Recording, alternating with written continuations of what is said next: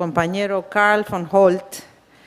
Él es un profesor que originalmente trabajó en Sudáfrica en el National Labour Economic and Development Institute, conocido como NALEDI, que es una unidad académica vinculada a COSATU. Fue editor del boletín sobre el trabajo en Sudáfrica, el South African Labour Bulletin. Es autor de una cantidad muy grande de textos, en particular señalo este texto famoso de él, Transition from Below, Forging Trade Unionism and Workplace Change in South Africa, de la Universidad de KwaZulu-Natal. Y ahora trabaja también con Chris Hani Baragwanath para reestructurar, el Chris Hani Baragwanath Hospital en Soweto.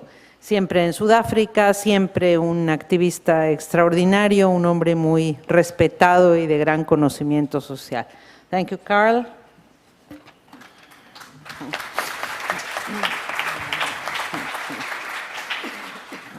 Thank you. Can you hear? Yes. We can, yes. Good. Well, it's very exciting to be here tonight, just across the sea from Johannesburg in South Africa, in this important city of the Global South, and to be on a panel with such exciting comrades and colleagues.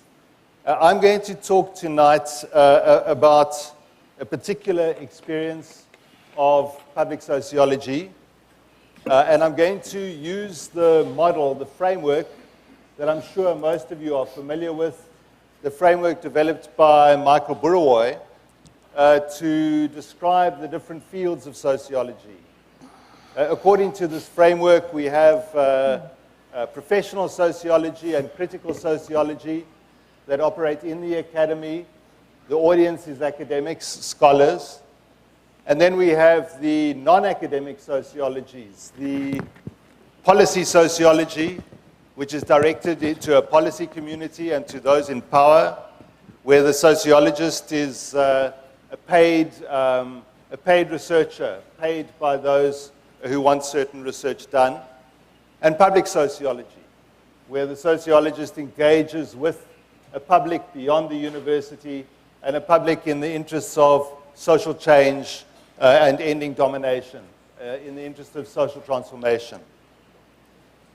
Now, the project, the area of this that Michael Burawoy is most interested in, really, is the one of public sociology.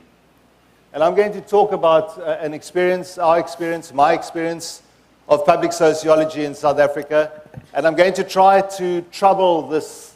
I'm going to try to trouble this. This way of seeing things, or complicate it.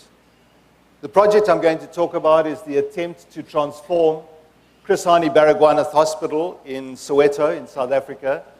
It is one of the biggest, well, it's the biggest hospital in the world, which is not a good thing. It has 2,800 beds. It's too big to manage. I want you to remember that the context within which this attempt to transform the hospital took place is the context of the end of apartheid and the building of a democratic society in South Africa. This hospital is one that is very important for the residents of Soweto and many other townships in South Africa, but it's not a hospital that works very well. So the project started when I was working at the COSATU Policy Institute called NALEDI. And the project started when the trade unions, the affiliates of COSATU, came to us and said, we want to work on the transformation of this hospital. We want to turn it into a hospital that delivers good services for the community and a hospital in which we are proud to work and in which we enjoy working. So that was the project, and we spent a lot of time investigating in the hospital, interviewing people, holding discussions with workers at every level of the hospital. We started with the cleaners. We started with the clerks. We started with the people who normally do not have a voice in the hospital. We started with the nurses, the junior nurses, and then the professional nurses. And finally, we went to the clinicians, the doctors. They too did not have a very strong voice in the hospital. And out of this dialogue, we developed an analysis, and we developed a plan for change. We took this plan back to the constituencies, back to the trade unions, back to the workers, and discussed our proposals and got an endorsement for them. Now, I think that the plan that we developed and that we implemented is a very interesting plan. And I'm sure that everyone here would also find it an interesting plan. But I don't have time tonight to say anything really about that plan. What I'm going to talk about tonight is sociology and how our engagement with the process of change in the hospital has implications for how we understand sociology. So we then had to mobilize around the plan. The government did not want to implement it. The officials in the Department of Health did not want to implement the plan. And we put pressure over a number of years to try and force the authorities to implement it.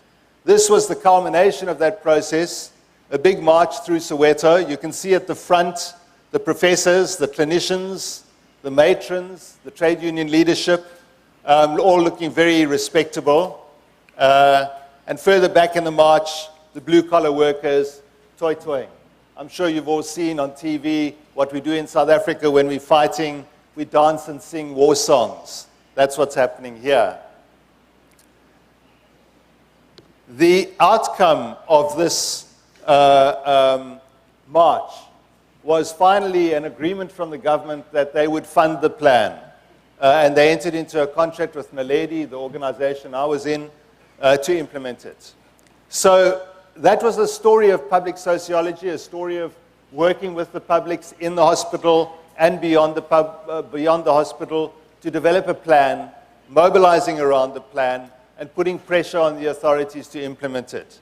So that is, classically speaking, the public sociology moment of the project that we were involved in. But then we moved to policy sociology. Government provides us with the money to hire a team of consultants, hospital specialists, and we started implementing the plan.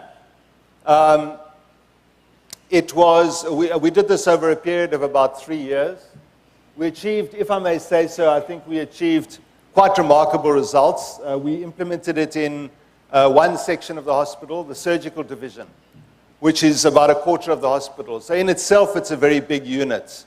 And we implemented a whole series of changes with quite remarkable changes in the participation, the morale of staff, and the morale of management as well. The plan was fundamentally about changing the way management was structured and functioned. So there was a shift, in a sense, from public sociology to policy sociology. But I might say that there was incredible resistance to the implementation of the plan. Resistance from some managers and also from officials in the Department of Health. And so this was no ordinary policy sociology. The only reason we were able to implement it was because of the continual mobilization of the trade unions to put pressure on the authorities for the plan to be implemented, as well as the commitment of the clinicians, the doctors, to implementing the plan. So that was a process of another 2 or 3 years. We achieved, as I say, I think quite remarkable results. And in response, the authorities closed the project down. Now, at this stage, I think I've become Cesar's Don Quixote. The windmill comes apart. Michael says that I retreated exhausted to the university. So that's what happens. But in fact, in the university, it provides a space for a critical reflection. What was it that was happening? Why was there this resistance to the plan? What could explain that a democratic government with an alliance with Labour would be so reluctant to implement a plan that was so progressive? And out of this reflection, I wrote some papers, delivered a couple of seminars, had articles published. These in turn circulated through progressive circles inside and outside the university, and those progressive circles included officials in the presidency of South Africa. They then came to see me and said, this is very interesting findings.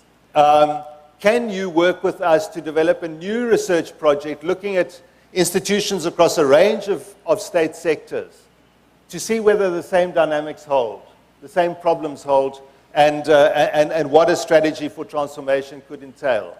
So, Don Quixote gets back on his horse and heads back out to deal with the windmills, which of course is what you do when you fall off a horse. You have to get back on and ride out. And so we go back into a cycle of public sociology and policy sociology. Now, what does this process tell us about this practice that we call at the moment public sociology? Well, the first observation is that each quadrant of this sociology is itself a field of power, characterized by domination and contestation. If we look at the table that let me go back. If we look at this table and much of the discussion around this table, we see a tension and a contradiction between the different quadrants. But I want to argue that there's a tension that each of the quadrants is in itself a site of power and domination and contestation. So to look at public policy sociology itself, which I might say, Michael has a very low opinion of policy sociology. I don't think I'm misquoting him on that. He regards it as paid work for usually grubby powers that dominate people in society. And one of the only good things about it is that it brings money into the academy. Now, our experience of policy sociology is that it's a contested field. So developing our plan by working with the staff of the hospital from below, we proposed that the person who should be in charge of the surgical division is the chief surgeon, a professor at the university, who operates on patients, who has the authority and the respect of colleagues, and who understands what the clinical process is, that person would be the best person to empower to run the surgical division. The bureaucracy, on the other hand, the bureaucracy in government, had an entirely different view. Their view was that the administrators should run the hospital, and that's, of course, why the hospital was such a mess. So there was a struggle here over a contestation over who should actually have the authority and manage the surgical division. I might say, strange as it might be to all of us tonight to hear this, but in the context of the hospital, the clinician, the professor, is in some senses a subaltern, silenced by the bureaucratic structures in the state. So that's the first and major contestation that we were involved in. At the same time, we had to keep an eye on the market, or rather the agents of the market, who argued that privatizing hospital services would lead to a much better outcome, and which would, of course, mean that it's not the clinician in authority, but the accountants, that is, the guardians of the bottom line. And I would say that in all four quadrants of Michael's schema, there's a similar contestation, a similar field of power that needs to be engaged with. And of course, what empowered us here was the base in public sociology and in the trade unions. Second observation, there is a complex and dynamic interplay between the different sociologies, especially in the global south. So, is this the right slide? Yes, it is the right slide. Here, what we use to try and understand the way in which a project like this, a transformative project, has to range across different sociologies, that it has to fight in some ways on multiple fronts at the same time, engage in fields of power, different kinds of fields of power. I use the term, I resurrect in a sense, the term critical engagement, which you've heard Professor Eddie Webster's name mentioned already once this evening. That is the term that he uses to describe public engagement. So critical engagement in the fields of power. I'll have one more minute, Chairperson, I'm sorry, but that is my struggle against the domination of the chair. Observation number 3, critical engagement produces new knowledge with the potential for a Southern sociology. So this is the critical engagement and the kind of integration of the knowledge from the public sphere into the critical sociological sphere, where one has to develop and innovate new concepts to understand the phenomenon one's engaging with. So we get that moment, new knowledge, Southern sociology. And that's why the project of critical engagement is not simply a project that you can understand in the sphere of public sociology, but is an engagement that takes place across the range of sociologies, and very importantly, critical sociology, so that we can develop new knowledge and a narrative of the global South that will help us to transform our world. Hence, the final picture. This is at the end of the march. What you see there is sociologists, surgeons, trade union leaders, workers, all of us together, developing new knowledge and transforming also, I think, sociological practice. Thanks, Chairperson.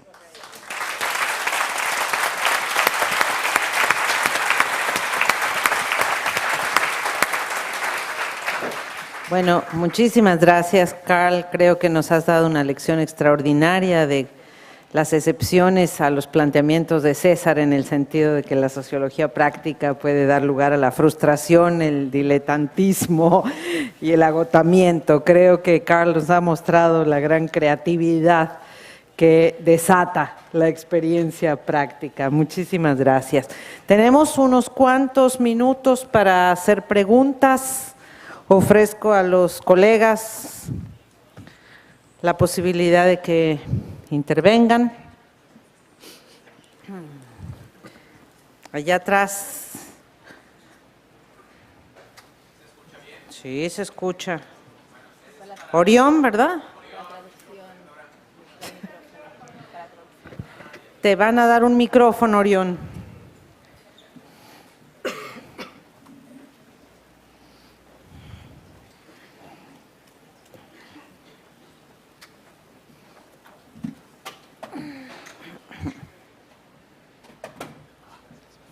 Gracias, buenas noches. La pregunta es para el profesor Sarder. Muy enriquecedor ha puesto este paseo sobre las grandes contradicciones sobre el sistema político, el sistema económico latinoamericano. Y a mí me gustaría, si nos ayudara a profundizar un poco, dijo una frase que me pareció muy expresiva de la situación actual en nuestra región. El capital no está hecho para producir, sino para acumular. Y yo preguntaría, como para aumentar la complejidad de esta pregunta y tratar de cerrar el ciclo, ¿y cuál sería el papel del consumo, que ha resultado en muy buena medida desgarrador en las llamadas naciones de Occidente? ¿Cuál sería el papel del consumo en esta vorágine neoliberal, neocapitalista que se ha venido dando en los últimos 25, 30 años en la región latinoamericana? Gracias. Damos lugar a otras preguntas para que los integrantes de la mesa puedan responder al final. Allá una compañera. Bueno, no sé.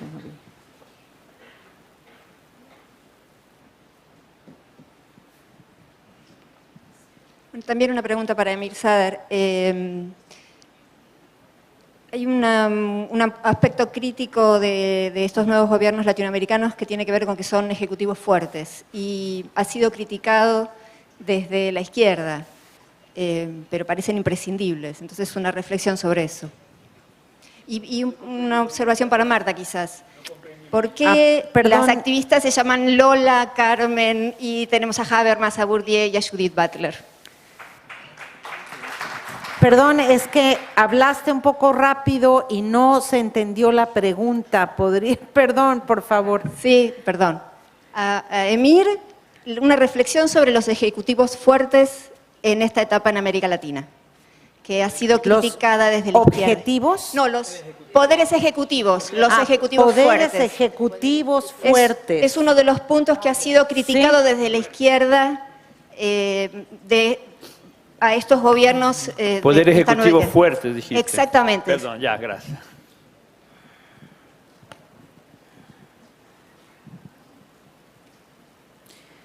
Vamos a dar la palabra, aquí hay otra compañera que quiere hacer una pregunta.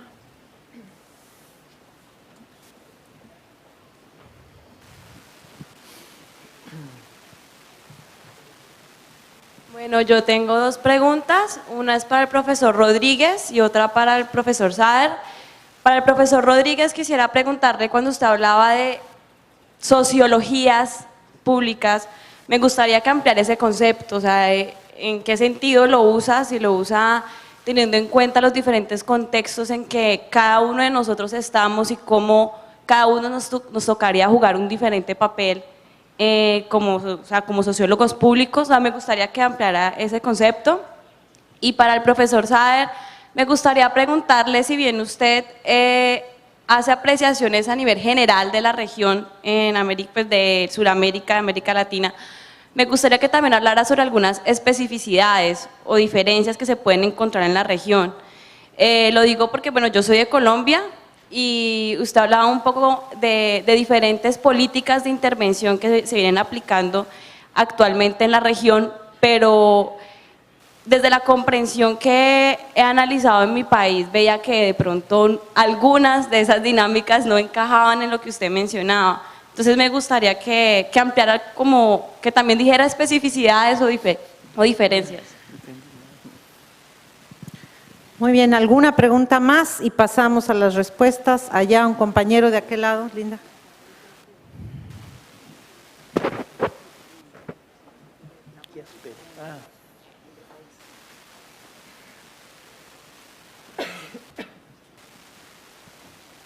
Sí, gracias. Eloy Rivas de México. Es una pregunta para el profesor Emir Sadir.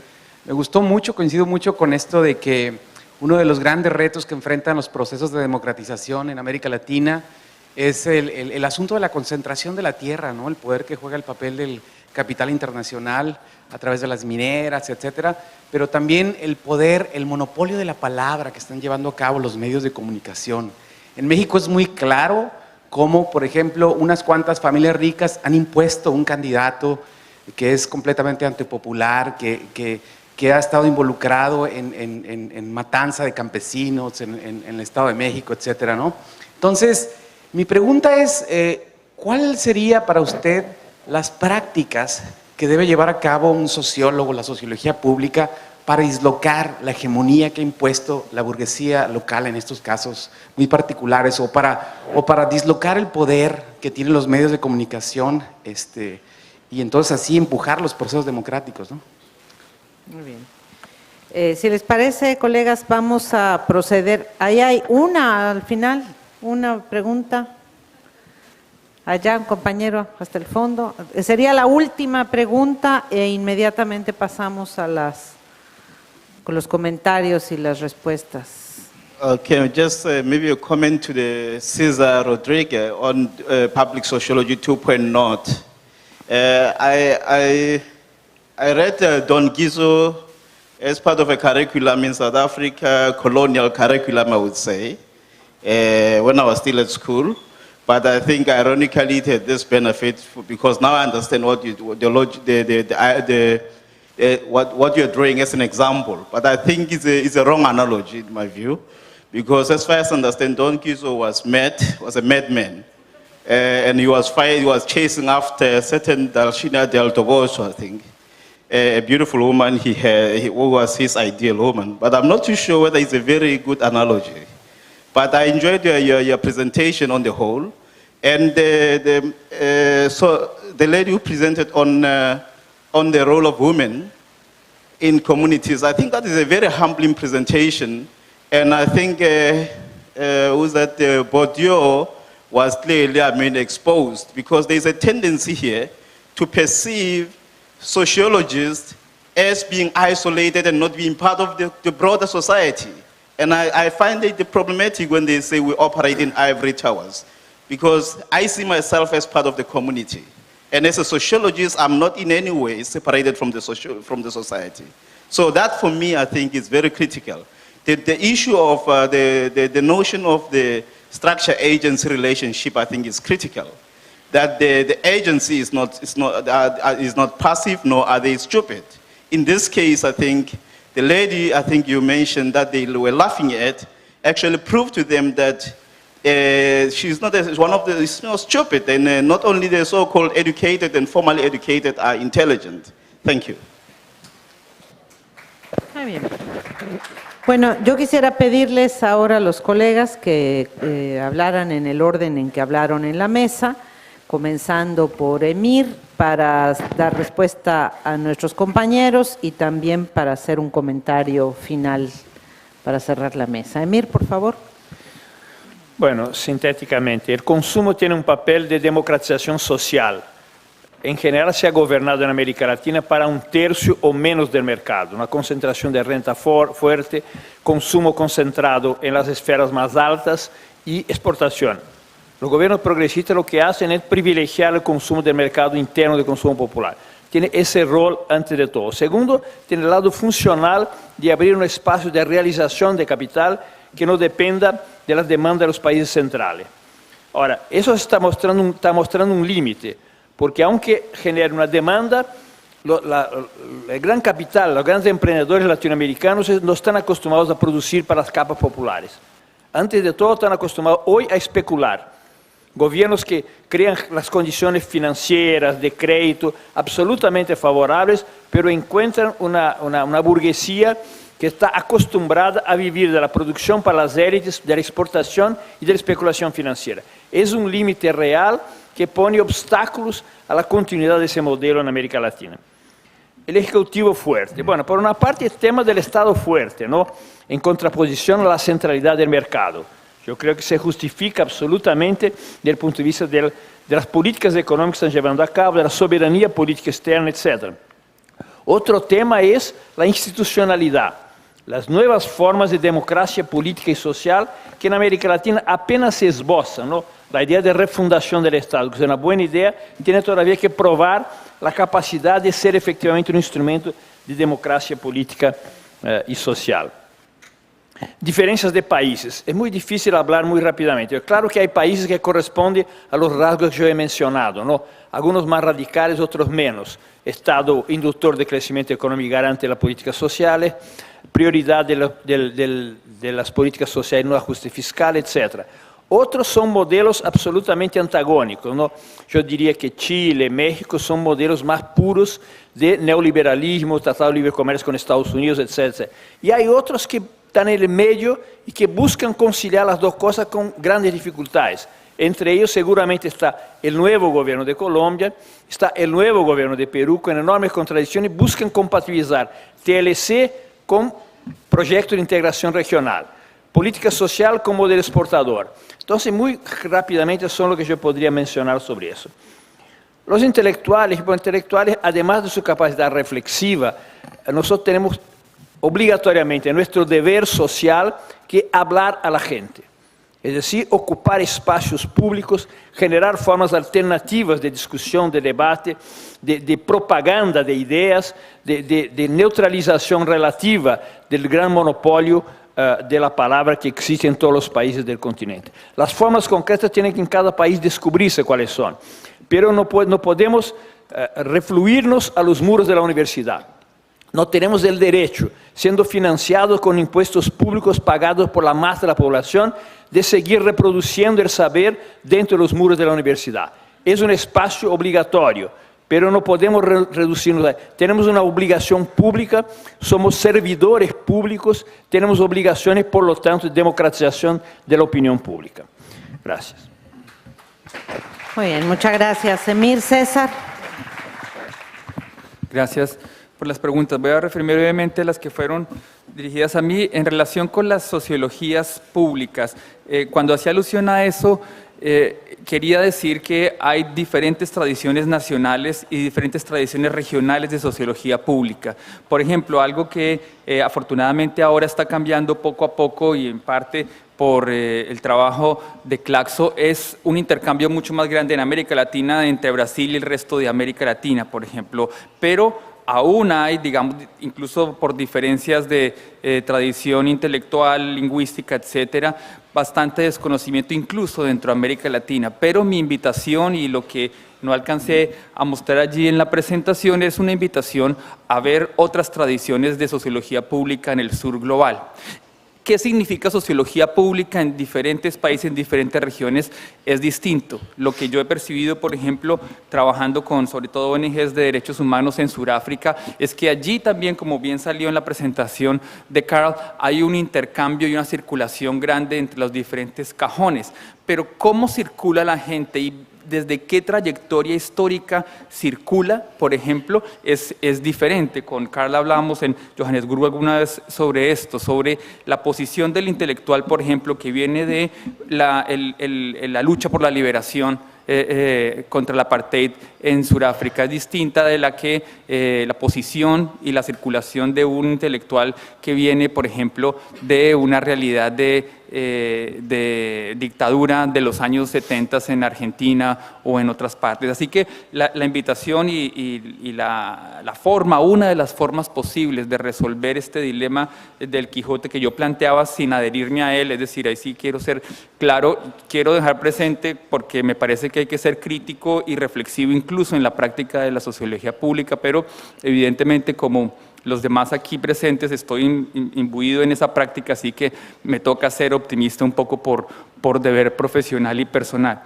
Y en relación con el tema de la locura del Quijote, agradezco la pregunta y es una pregunta difícil porque obviamente en relación con el Quijote hay estudios críticos literarios y estudios sociológicos que se preguntan qué tan loco estaba el Quijote realmente y qué tan loco se hacía, digamos, si se hacía loco o estaba loco realmente. Pero más allá de llevar al sentido literal la metáfora del Quijote, lo que quiero significar con ella es que como la literatura, hay un espacio grande de imaginación sociológica que puede ser expandido a través de diferentes técnicas y a través de diferentes saberes populares, pero también saberes profesionales que no necesariamente pasan incluso por las ciencias sociales. Y en la ecuación sociología pública, mi propuesta es más importante el adjetivo público que el sustantivo sociología. Si le llamamos a eso sociología o lo llamamos ciencias sociales públicas o conocimiento tirado a la acción y a la discusión, yo quedaría, por lo menos desde ese punto de vista, más tranquilo y me parecería más interesante ese proyecto que el proyecto de defender digamos, el estanco de la disciplina tal como se entiende convencionalmente. Muchas gracias, César. Marta. Okay, just very briefly answering to your comment. And I mean, as Bourdieu's concept only takes the structure, and as you said, in order to explain transformation and social change, you need both structure and agency. You need sociology and social actors, and this is what is public sociology about. And I think, like the Professor Sader said it very well, that there is a kind of a public obligation of us, of sociologists, to engage with people's problems and to engage into this social change. Gracias, Marta. Carl, would you make a final comment? Yes, thank you. Thank you, Chairperson. I'm not going to answer any question, but simply to say that I think that tonight's discussion shows some of the ways in which we are going beyond a generalized notion of public sociology to explore the particulars and the different contexts in the different countries that we come from, the different relation to the state, to history, the different place of universities in those countries. And it seems to me that we need to develop a deeper analysis of such cases in order to strengthen our understanding of public sociology. Thanks. Thank you very much. Bueno, muchísimas gracias a todos los asistentes a este foro y ahora quisiera pedirle a nuestra compañera y coordinadora general del foro, Maggie Abraham, que nos hiciera favor de venir a clausurar este evento.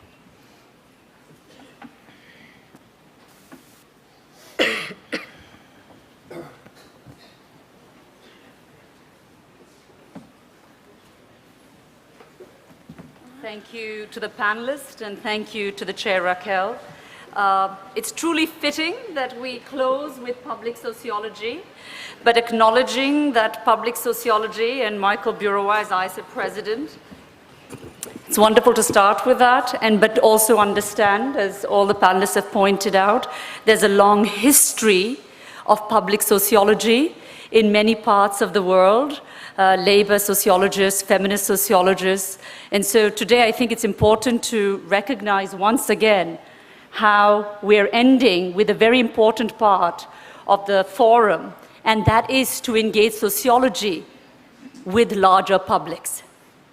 I want to say that this officially closes the academic or public critical engagement part of the program. We hope what you see today and in the past 4 days is something that you will continue beyond these 4 days in terms of critically engaging with many of the issues that came up in the context of social justice and democratization. Before we close, I do want to thank a few people because that's so important. I'm going to begin by thanking our interpreters, Maria Herminina Alonso and Marina Masakochi. Thank you so much. They've been brilliant doing this work.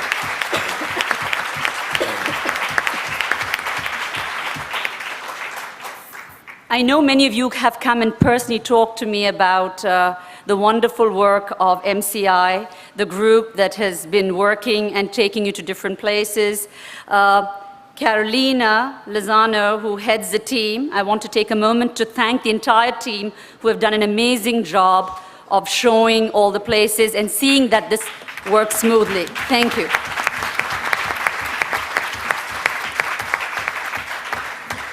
The tech staff, thank you, Elizabeth, and your team for doing this and seeing that all aspects of tech were very good. So with this, we are done, and I want to just say on behalf of the local organizing committee, Alicia Palermo and Alberto Bielakowski, as well as the International Sociological Association, thank you for your participation. Thank you for being a part of this event. And the official program closes, but the party begins. So let's go and party.